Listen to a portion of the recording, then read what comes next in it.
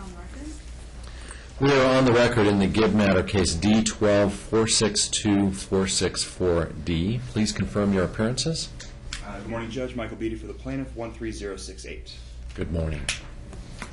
Good morning, Your Honor. Lashanti Kramer for the defendant, bar number 11545. Good morning. All right, this is the time set for the court to issue its decision.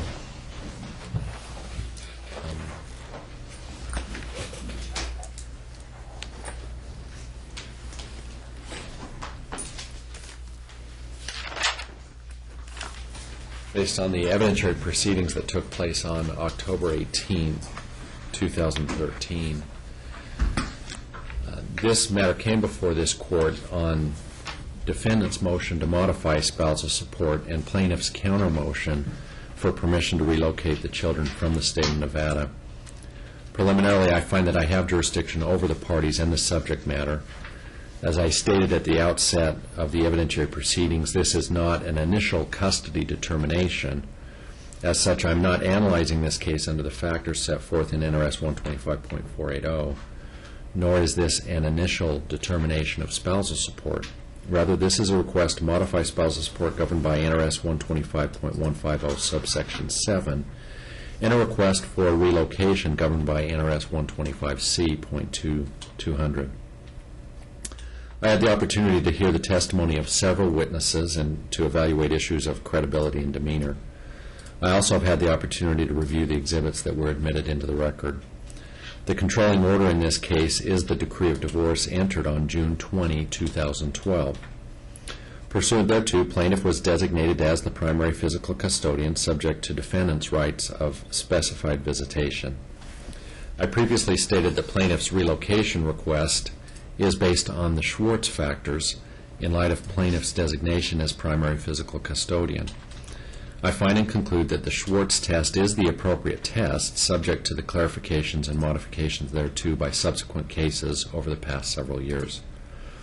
Based on my evaluation of the evidence, including the testimony that has been offered, I do not find that defendant has demonstrated with credible evidence the existence of a de facto joint physical custody arrangement over the past year.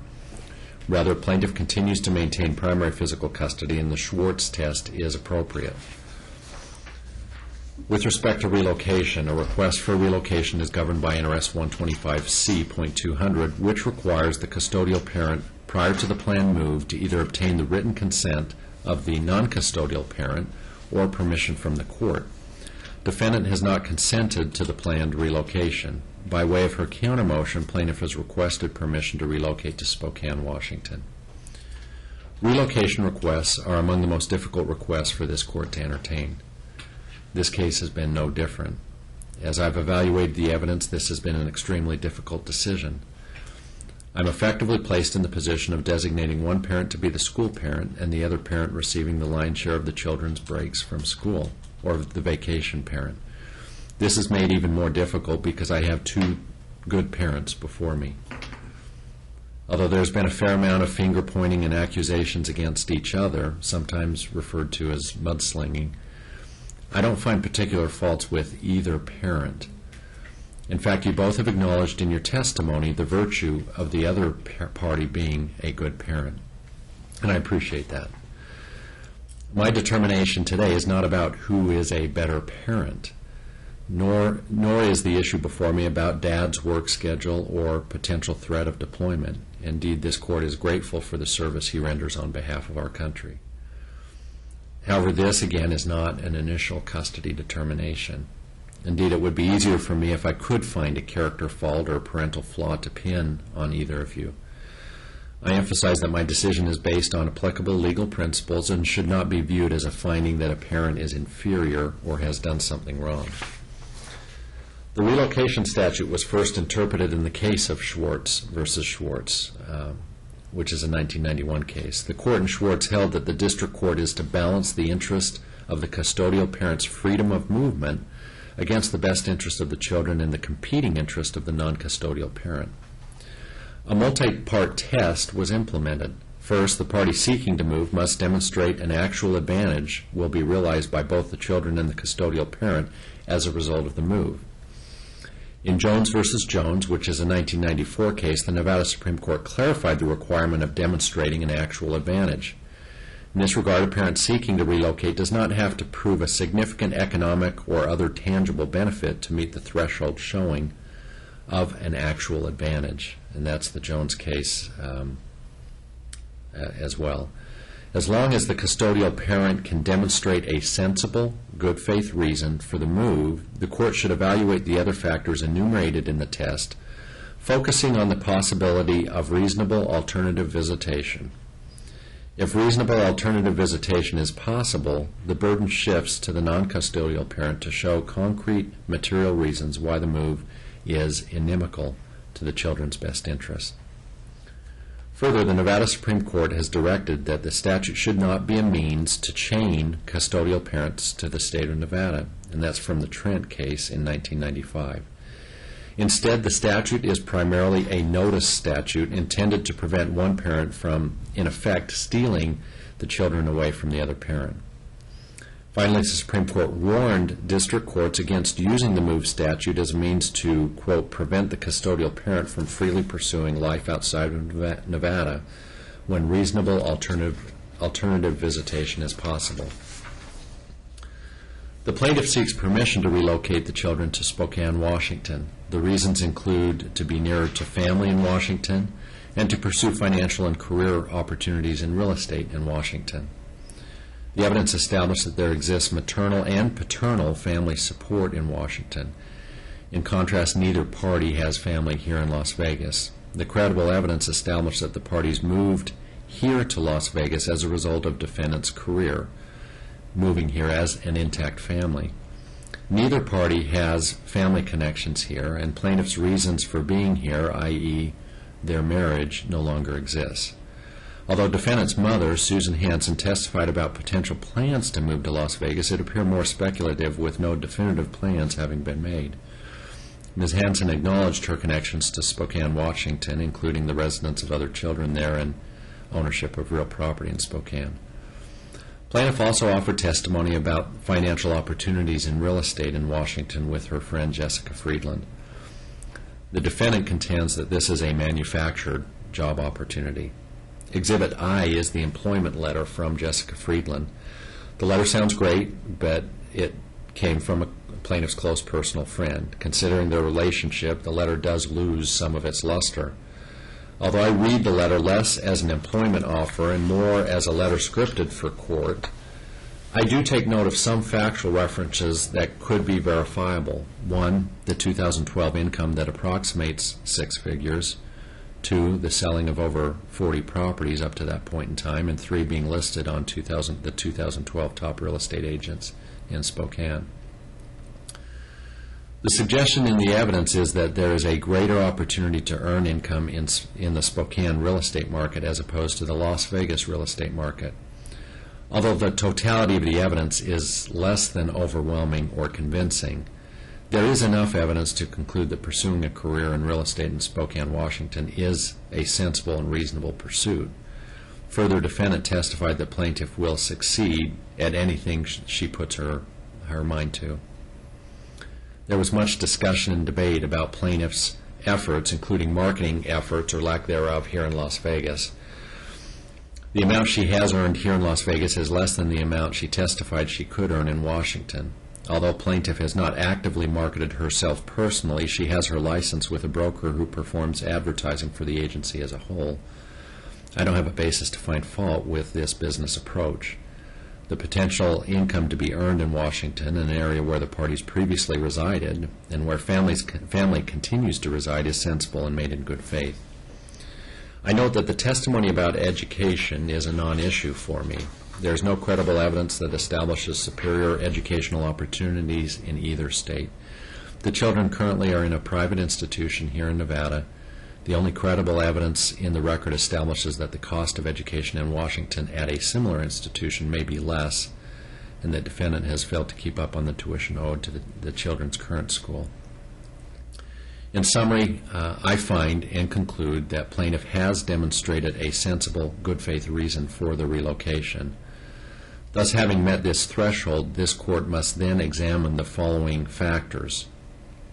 First, the extent to which the move is likely to improve the quality of life for both the children and the custodial parent. Plaintiff has a business opportunity in Washington that will allow her to earn more income, and she has demonstrated the ability to succeed both educationally and professionally. The children will be near family members on both mother's side of the family and father's side of the family. I also note, however, that this case is not about who are the better grandparents. There was a fair amount of testimony that tended to focus on the quality of grandparents. Nor is this case about this court recognizing a superior particular style of parenting or grandparenting. The children have positive relationships with family members on both sides of the family. Although defendant's mother testified, again, as I referenced earlier, about plans to move here to Las Vegas, she does not currently live here, and the defendant has siblings in the Spokane, Washington area. These positive relationships can be pursued and maintained to the benefit of your children. Next, I look at whether the custodial parent's motives are honorable and not designed to frustrate or defeat the visitation rights of the non-custodial parent. I find that plaintiff's motives are honorable and not designed to frustrate or defeat the visitation rights of the defendant. Next, I look at whether the custodial parent is willing to comply with any substitute visitation orders issued by the court in the event that permission to move is granted. I have to evaluate gatekeeper propensities of the plaintiff in fostering a relationship between the children and the defendant. I have to be able to trust the plaintiff to foster this relationship, as well as trust the plaintiff will foster a relationship between the children and plaintiff's side of the family. I previously had a case when, after extending such trust, that trust was breached and I changed custody, and as a result I had children returned to the state of Nevada. Two incidents were discussed that did cause this court some level of concern. The restrictions on defendant's contact when he returned to Nevada after being outside the country and prior to the entry of the decree, and the restriction on Dad's ability to travel to California with the children to pick up his current wife. Although plaintiff offered some mitigating circumstances justifying her actions, her conduct exhibited a degree of control that is contrary to co-parenting and cause for judicial concern.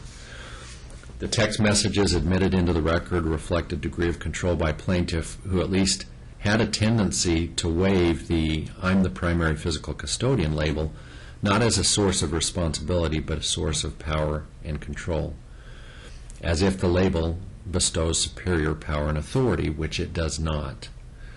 Rather, the label of primary physical custody is a label of responsibility, not a label of authority or power. Plaintiff nevertheless also acknowledged that she learned a lesson as a result of these experiences of needing to trust. I note that with respect to the California visit, defendant ultimately agreed to forego taking the children at the urging of his current wife. He had every right to insist that the visitation go forward. And he testified that his attorney advised him as much. In some respects, he saved the plaintiff from possibly being held in contempt. I respect defendant's decision, and it is an example of a parent who thinks not of what is in his best interest, but what is in the children's best interest. Notwithstanding the two incidents I have discussed, when balanced with the accommodations she has made and finding that she has, as far as the regular visitation schedule is concerned, and finding that she has learned lessons of trust as she testified, I do find that plaintiff will comply with substitute visitation orders. This finding is based in part on the fact that plaintiff has accommodated defendant's regular visitation, which is a somewhat fluid schedule that requires a degree of flexibility. The defendant acknowledged as much. This is part of the responsibility I spoke of regarding the designation as primary physical custodian. If plaintiff fails to treat the designation as primary physical custodian as a responsibility rather than a source of power, it will be readily apparent. Next, I look at whether the non-custodial parent's motives in opposing the move are honorable. I would be hard-pressed to make a finding in any case that a parent opposing a relocation has less than honorable motives. Defendant's motives are honorable. Defendant is sincere in his desire to spend time with your children. He has a loving relationship with your children, he is a good father, and his motives are honorable. Next, I look at whether, if the move is allowed, there will be a realistic opportunity for the non-custodial parent to maintain a visitation schedule that will adequately foster and preserve the parental relationship. In other words, is there reasonable alternative visitation? In the Gandy case, which is a 1995 case, the Supreme Court noted that a denial of a proposed move simply based on resulting disruption of weekly visitation places an unfair burden on the custodial parent. I recognize that it is impossible to maintain a similar custodial schedule to the schedule currently in existence. However, such a determination is insufficient to find that reasonable alternative visitation is not possible. I also acknowledge that alternative means of visitation, such as telephone, Skype, or FaceTime, are not the same as in-person visitation and contact. Nevertheless, these means of visitation have been recognized as alternative means of visitation. Pursuant to the decree, the defendant currently enjoys a schedule that provides him with visitation on the evening of his first day off, returning the children on the evening of his third day off. This is based on an 8-day work cycle, working 5 days with 3 days off. There are times, however, in which the defendant's work schedule is a nine-day work cycle, working 6 days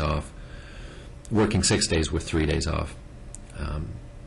Based on just a regular visitation cycle, not including holidays, special occasions, or vacation time, defendant averages just over 91 days per year in regular visitation time on an 8-day cycle and 81 days per year in visitation on a 9-day cycle. My findings and conclusions take into account the testimony that was also submitted in regards to this pattern or cycle of visitation, in regards to the summer surge testimony and the commitments that sometimes arise as a result of summer surge issues during the summer months. Nevertheless, I do find that reasonable alternative visitation is possible. I further find that defendant has not demonstrated material reasons why relocation is inimical to the best interest of the children. Accordingly, I find it appropriate to grant plaintiff's countermotion to relocate the children to Spokane, Washington, effective January 2014, subject to the following reasonable alternative visitation. Defendant shall have the children in his care for their Thanksgiving from school every even-numbered year. The defendant shall have the children in his care for 1/2 of their Christmas break from school every year. During even-numbered years, defendant shall have the second half of the Christmas break. During odd-numbered years, defendant shall have the first half of Christmas break. Christmas Day shall always be included as part of the first half. In the event that the division of the Christmas holiday equally results in Christmas Day either falling on the midpoint of the break from school or in the second half, the second half shall begin on December 26th.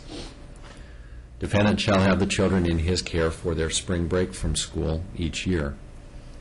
In the event that spring break is defined as a 2-week break from school at the school attended by the children, the parties shall divide the break equally. Defendant shall have the children in his care for their summer vacation from school beginning 1 week after school lets out to begin summer vacation until 2 weeks prior to the commencement of the following school year.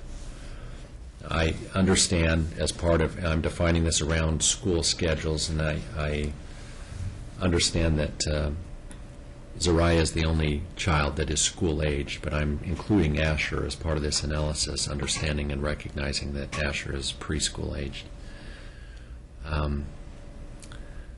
Defendant also shall be entitled to monthly weekend visitation in Washington upon 21 days advance written notice to plaintiff. Both parties shall be entitled to have Skype, FaceTime, or other audio visual type contact with the children when the children are in the other parent's custody for a period of more than 3 consecutive days. Such contact shall consist of at least 3 Skype or FaceTime contacts for each full week the children are in the other parent's custody. I'm not going to designate at this time a set Skype contact schedule, and I defer to the two of you as parents to cooperate in establishing such contact. To the extent the court does need to intervene at some point in the future, I will set a specific schedule, but my preference at this point in time is not to set an arbitrary schedule of such Skype contact. Defendant shall be responsible for arranging the children's transportation for his visitation. Although Zariah may be old enough to fly as an unaccompanied minor, Asher is too young. Therefore, the receiving parent shall be responsible for their own ticket to accompany the children in such time as both children are age eligible to fly as unaccompanied minors. When the children are age eligible to fly as unaccompanied minors, the parties may agree to continue the same arrangement. However, if only one parent is comfortable with the children flying as unaccompanied minors, the other parent is responsible for his or her own travel expenses. Because of the change in circumstances created by plaintiff's relocation, child support should be recalculated. Pursuant to NRS 125B.070, defendant's child support obligation is calculated at $2,455.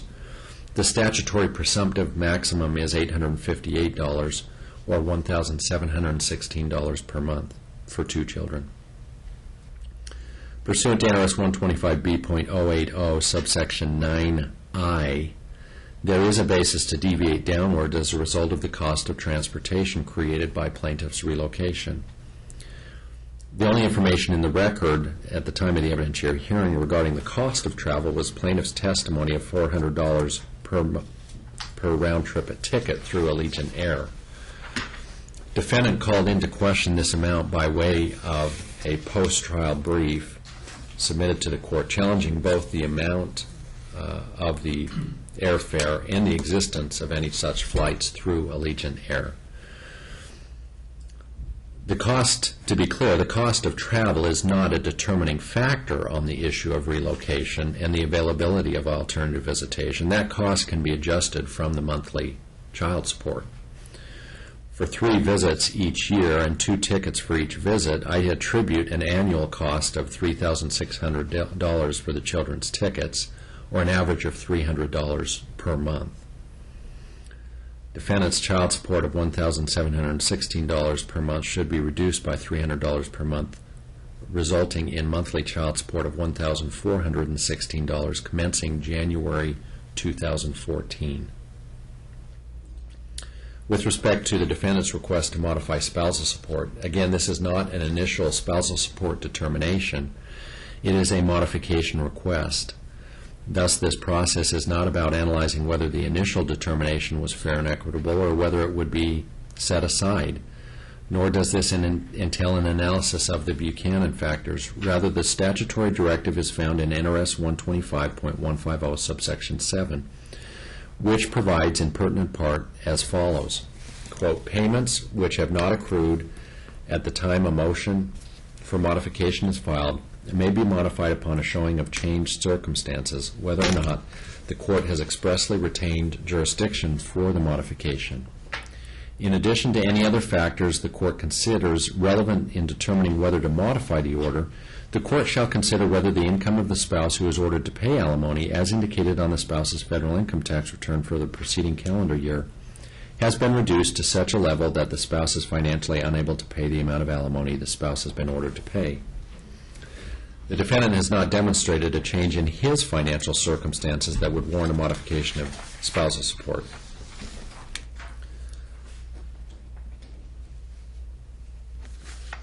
Plaintiff's relocation and the resulting improvement in her financial circumstances is a change in circumstances that justifies a modification of spousal support.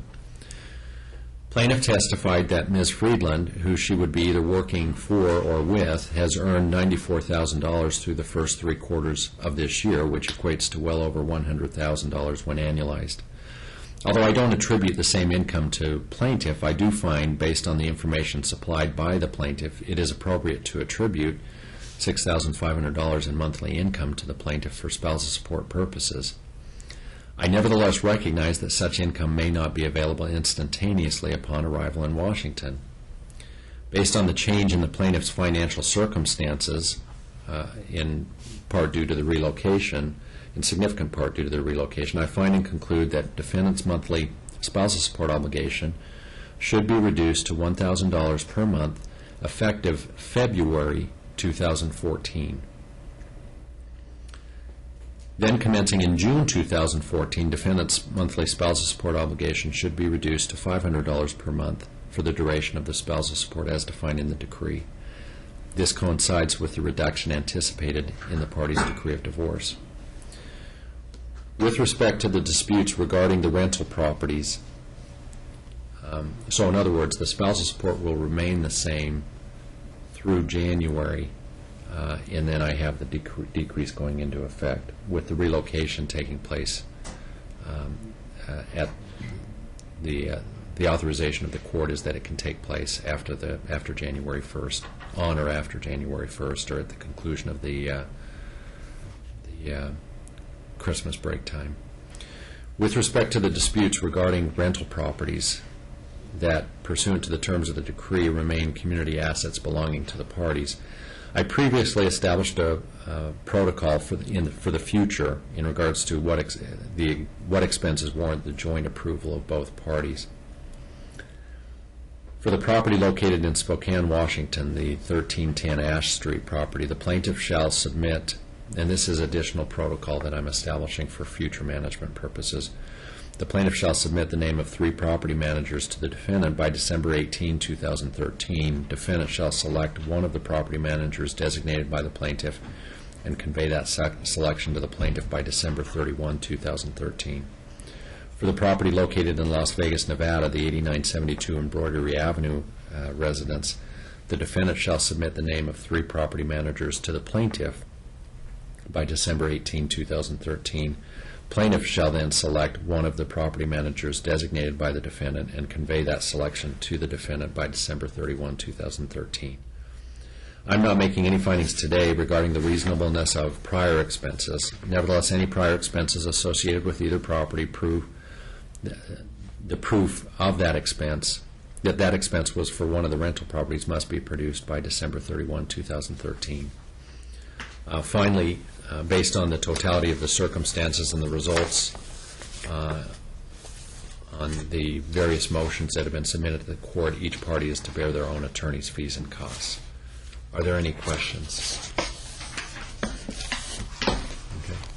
Any questions? Yes, Your Honor, I do have a question. The plaintiff has already provided receipts regarding the expenses, most of which were for her personal items like light bulbs, vacuum cleaner, those kinds of things for her own new home. We disputed that already, and she has refused to compromise with us. I've been forced to file 2 motions for an order to show cause to compel her. She is holding over $2,500 that belongs to him for all the back rental payments that he has earned since December 20th of 2012. She just simply won't pay. And her attorney will not engage in settlement offer. He won't counter. He has an entire spreadsheet where I went through every single expense. She stated on the record during the evidentiary hearing that she's only going to charge the renters $500 to repaint the entire house on embroidery, but she's charging Kristen $750 to paint an accent wall. That is patently unfair, and it's obviously just an attempt to hold more power over him. So I want to know what I have to do to get her to pay him the money. Well, and I've established that protocol in part by having a property manager appointed for each property and essentially allowing the defendant to provide the names of 3 because he's going to be in Las Vegas and the plaintiff will be in Spokane. They'll each essentially have the right to designate 3 property managers, and then the other party will choose one of the 3. Those property managers certainly can pursue verification of what those expenses were for. In other words, because there has been that contention that's been floating around that's been in dispute. Defendant has contended that certain expenses were incurred for the plaintiff's personal residence. The plaintiff has denied that.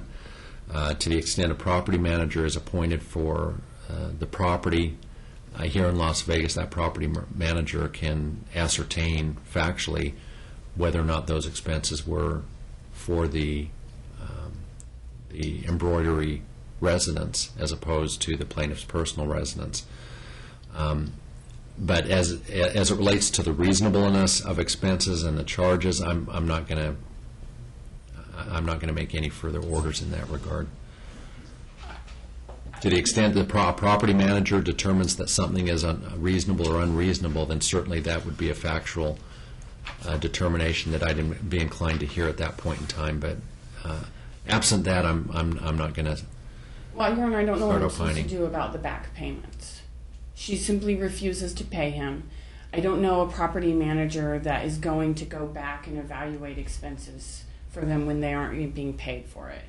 And then there's just the random, she claims $750 for herself. There's no justification for that. She just says, pay me for my time. And she wouldn't even let him have access to the houses. He has text messages from her saying, no, that is my asset, not yours. She would not allow him access to the homes, but then she says, pay me $750. So she is stealing money from him. So, Your Honor, if you're not going to make any more judgments on this, do I advise my client to go down to justice court and take her to small claims? Because I don't know what to do, but this is not fair for her to just take money. Well, and again, I'm not here to offer any legal advice in that regard. What I've attempted to do is establish a protocol as to how things are going to operate in the future. Because the way this came about also was in a very convoluted fashion. The decree had contemplated that the plaintiff would have those assets as her sole and separate property. That came about before the court previously, and I adjudicated that issue and found that the provisions of your decree were self-effectuating because the refinancing did not take place. Essentially, we went through a process of those assets reverting back to the community.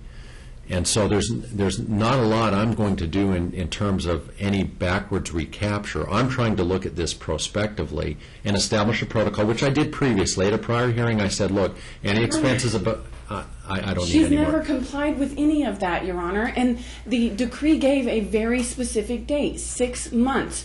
June 20th, 2012, the decree went into effect. 6 months. December 20th, 2012. From December 20th all the way through the hearing until the hearing in March, she refused to even acknowledge that the properties were now joint. She continued to say, no, those are my assets. And from December 20th, this is very clearly spelled out in the decree, Your Honor, from December 20th, 2012 until the present, half of the rental income earned on those two properties is his. She will not negotiate. She will not pay him the money. She granted the renters a $500 reduction. She didn't consult him. That's his income. That's his property. She didn't consult him, and she will not pay. I understand Your Honor wants to give them a way to handle this going forward, but that doesn't take care of the fact that we have $2,500 and change from December 20th until the present that she will not give him. Judge, I'm sorry, this is just a mischaracterization of the No, facts. it is not. Okay, Your boss has lied throughout this case. He has stated this is over $300 and it's not. Well, listen, I've made my orders. Most of our time at the evidentiary proceedings was spent on the two most significant issues, which included the relocation, the request for spousal support.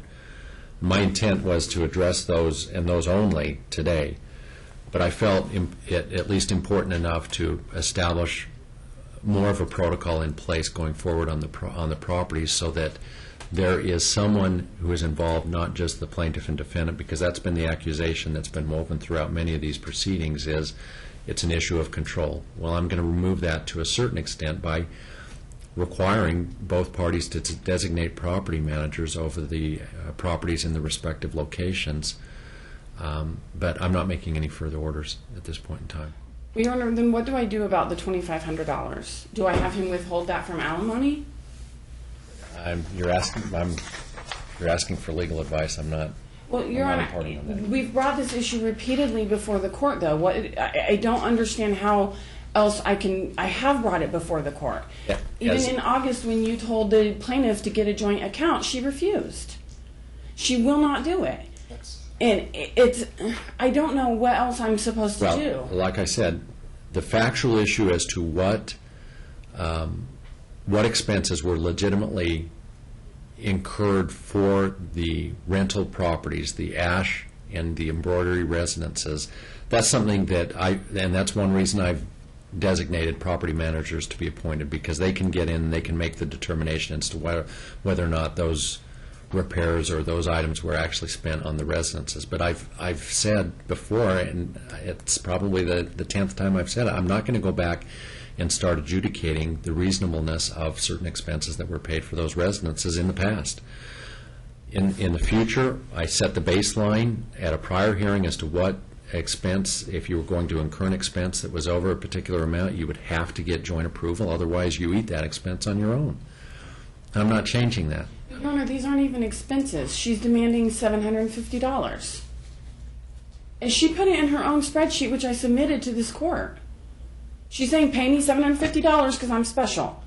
That's not an expense, Your Honor. That's a shakedown. Listen, I get the sense that the feeling I have from your argument is if you argue it enough, I'm going to change my mind. Well, Your Honor, I want some kind of order from the court directing that she do something because she owes him $2,500. And I've given those orders, and I've given the protocol that you're both going to follow in respect to those rental properties that are now back in the joint possession of the parties. I'll direct plaintiff's counsel to prepare the findings, conclusions, and orders, submit to defendant's counsel for review and signature, and we'll stand in recess. Thank you, Judge. Thank you for your appearances.